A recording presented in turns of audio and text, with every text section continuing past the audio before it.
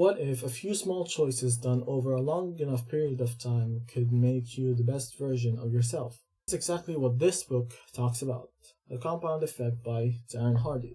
Now, the topics of this book will not necessarily work in your favor. They may even work against you if you are blind to what is happening for just a bit too long.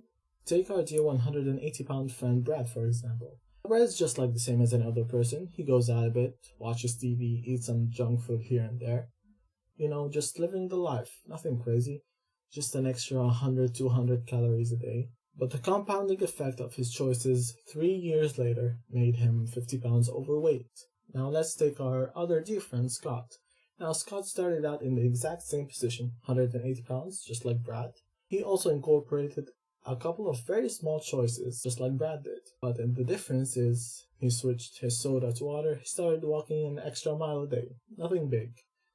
But using the same compound effect, over 3 years later, Scott is now a lean, mean fighting machine that can move as he likes, and the outcomes of these two different people is represented in the same equation. Very small, smart choices, added with time, added with consistency, result in radically different changes. Because what you are tomorrow is shaped by your choices of now. So make sure they're choices that you want your future self to have. That's probably good to have in mind.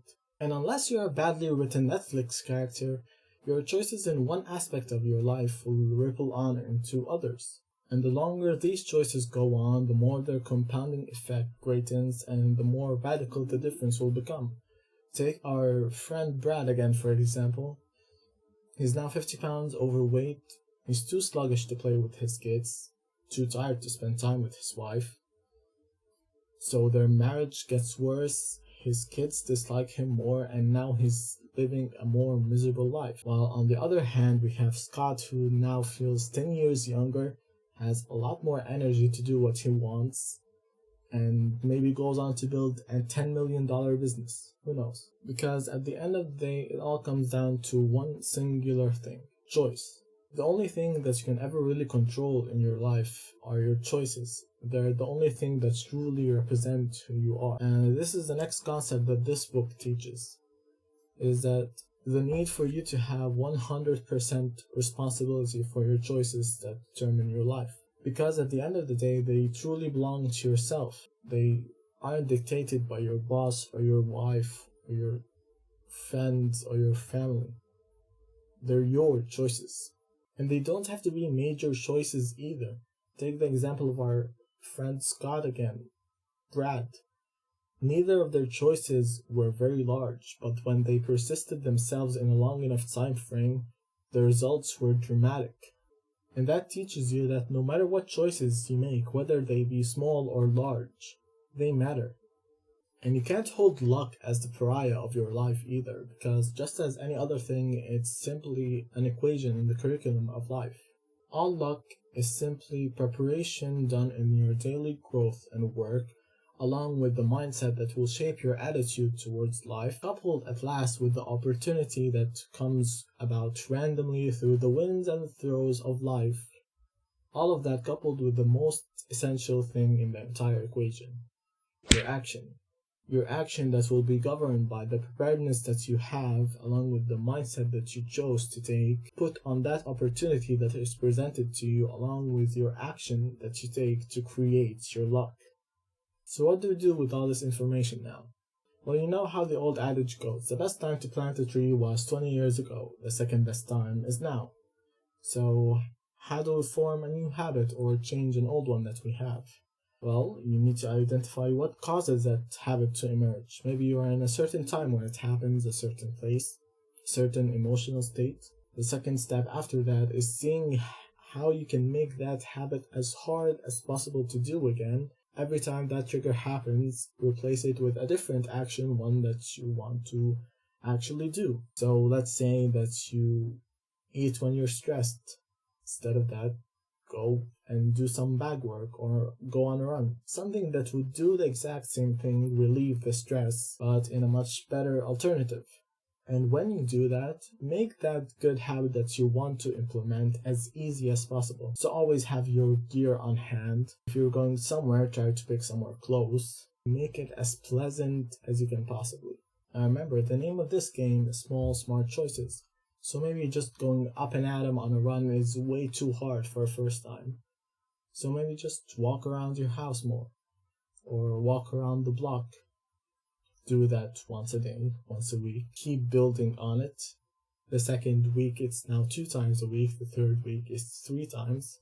But keeping those small, positive, repetitive steps going on for as long as you can, this is what creates the compound effect. So now think of something, take a paper, and write down the bare minimum essentials, 1 or 2 things at most that you want to implement in your life. And take the smallest steps of those very 2 small things and implement them.